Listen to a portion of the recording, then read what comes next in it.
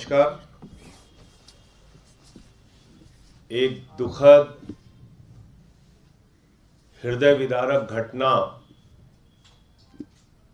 नृशंस हत्या की, दरिंदगी और हैवानियत की देश की राजधानी दिल्ली में घटित हुई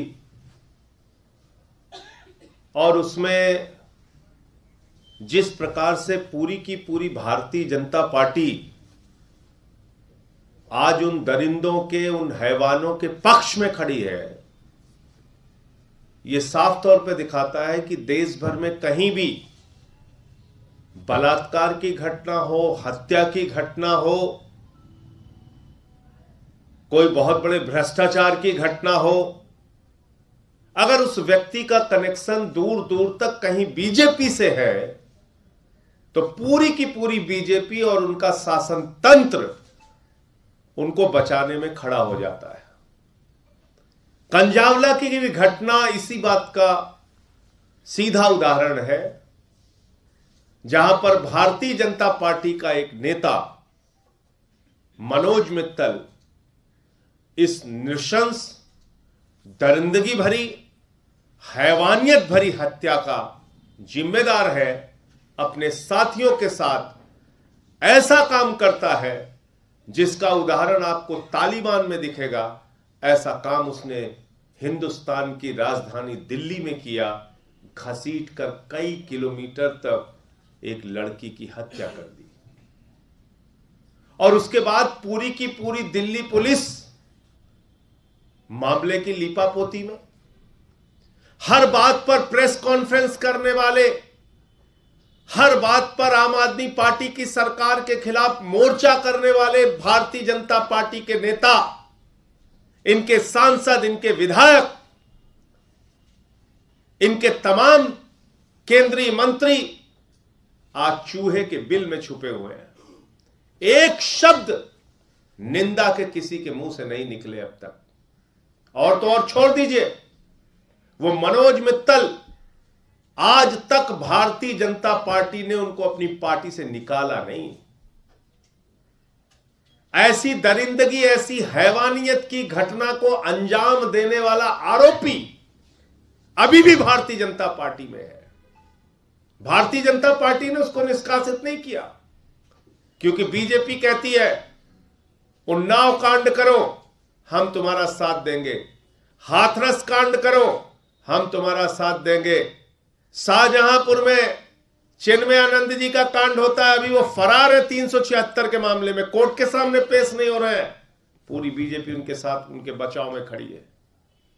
भारतीय जनता पार्टी बलात्कारियों को, हत्यारों को पूरे देश में बचाने का काम कर रही है। और देश की राजधानी में इतनी बड़ी घटना हो गई, कल से दर्जनों बार गृह मंत्री के दफ्तर पर फोन कर चुका, अमित शाह के दफ्तर पे समय मांग रहा हूं कि भाई मिलने का समय दे दीजिए गृह मंत्री जी। कानून व्यवस्था की हालत दिल्ली में बद से बदतर हो गई है। बड़े बड़े दावे किए दिल्ली पुलिस ने कि हम बैरिकेडिंग करेंगे, ये करेंगे, वो करेंगे, ऐसी चुस्त दुरुस्त कानून व्यवस्था रखेंगे न्यू ईयर के मौके पे, और बावजूद इसके 12 किलोमीटर 13 किलोमीटर तक एक लड़की को दरिंदे घसीट के जानवरों की तरह मार देते हैं।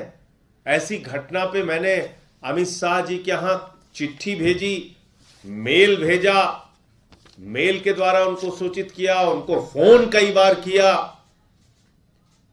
उनके ऑफिस में फोन किया, ऑफिस से कल बताया गया आज समय मिल जाएगा। अभी तक हमारे सांसदों के प्रतिनिधि मंडल को मिलने का समय देश के गृह मंत्री ने नहीं दिया, जिसके अधीन दिल्ली की कानून व्यवस्था है। पूरी की पूरी बीजेपी, पूरी की पूरी भारतीय जनता पार्टी आज एक ही काम कर रही है, वो मनोज मित्तल जो भारतीय जनता पार्टी का नेता है, उसका बचाव कैसे किया जा सके। कल से कहानी भी गढ़ी जा रही है, उसको अलग एंगल देने का प्रयास किया जा रहा है, मामले को तोड़ मरोड़ के लीपापोती करने का प्रयास किया जा रहा है। यह सब कुछ किसके इशारे पर हो रहा है? बीजेपी के नेताओं के इशारे पर हो रहा है। भारतीय जनता पार्टी अपने उस दरिंदे नेता को अभी तक निष्कासित नहीं कर पाई, तो आप लोग समझ सकते हैं कि क्या संवेदनशीलता है इनकी। अभी भी वो बीजेपी में है, उसको पार्टी से निकाला नहीं।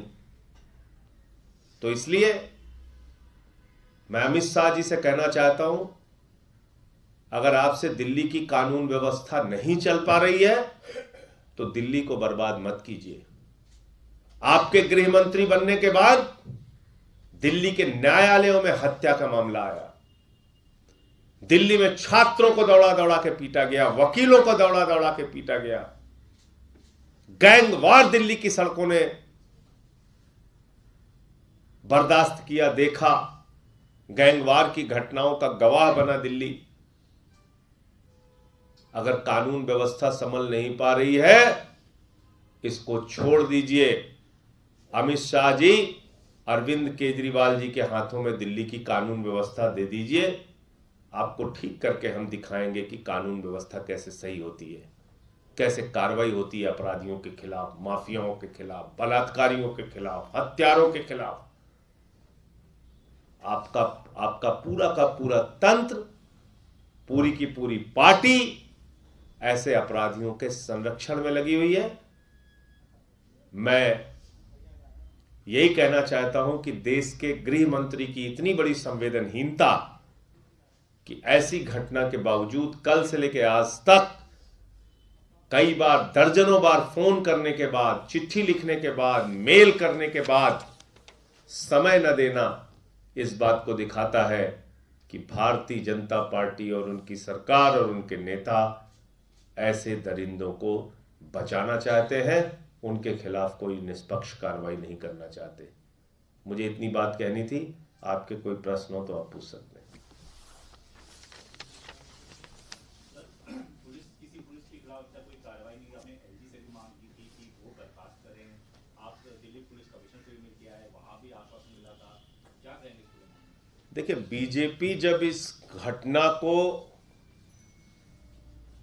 कोई बड़ी घटना ही नहीं मानती, बीजेपी जब इस घटना को लेकर संवेदनशील है ही नहीं, बीजेपी जब इस घटना को लेकर अपने पार्टी के नेता मनोज मित्तल को बचाने पर लगी हुई है, उसके साथियों को बचाने पर लगी हुई है, तो पुलिस पे कार्रवाई कैसे करेगी? आपने देखा इस पूरे मामले में एक चश्मदीद ने बताया, उसने 22 बार कॉल किया, पीसीआर को बताया, सामने से गाड़ी गुजर रही थी, पुलिस वाले शांत बैठे हुए थे, उसके बावजूद उनके खिलाफ कार्रवाई नहीं हो रही है। अरे भाई, बीजेपी ने अब तक उस मनोज मित्तल को निकाला नहीं पार्टी से। आप सोचिए कितनी बेशर्म पार्टी है बीजेपी। उस मनोज मित्तल को अभी तक उन्होंने ऑफिशियली अपनी पार्टी से निकाला तक नहीं, तब बताइए किस पुलिस वाले पे कार्रवाई होगी? इसमें अगर एक निष्पक्ष जांच होती है तभी पता चल पाएगा क्या भूमिका पुलिस की रही पूरे इस मामले में। जो अभी तक सामने आ रहा है उसमें तो यह पता चल रहा है भाई 6-6 बैरिकेड पार करके वो लोग अपनी गाड़ियां लेके जाते हैं, बार बार फोन किया जा रहा है, बार बार सूचनाएं दी जा रही हैं। एक चश्मदीद ने सब कुछ, पूरी घटना को बयान दिया है, बावजूद इसके अगर पुलिस पर कार्रवाई नहीं हो रही है तो मैंने जैसे आपको कहा कि अगर देश के गृह मंत्री समय नहीं दे रहे हैं, पूरी की पूरी बीजेपी उनके पक्ष में खड़ी है, बीजेपी ने अब तक उस मनोज मित्तल को अपनी पार्टी से निकाला नहीं, तो बात बिल्कुल साफ है कि हत्या हो जाए, बलात्कार हो जाए, गुंडागर्दी हो जाए, माफियागिरी हो जाए, जो व्यक्ति बीजेपी से जुड़ा हुआ होगा उसके पक्ष में बीजेपी खड़ी होगी और उसे ऐसे मामलों में कोई कार्रवाई नहीं होगी। Thank you.